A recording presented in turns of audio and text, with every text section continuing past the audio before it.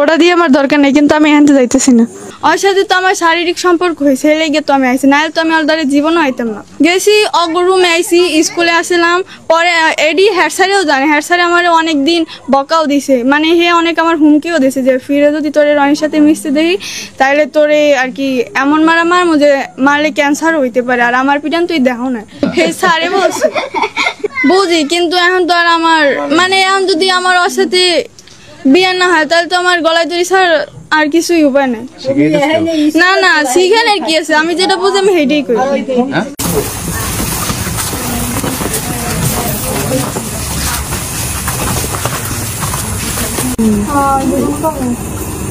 ওই নিশানের ওপার, নদীর ওপার, ওই নদীর ওপার বর্গ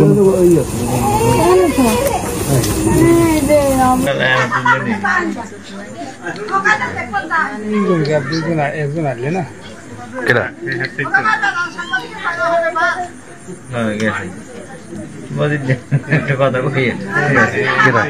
কথা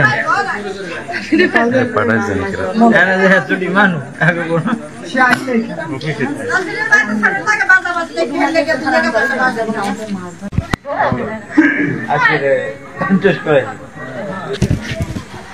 পাগল ছাগল কয়।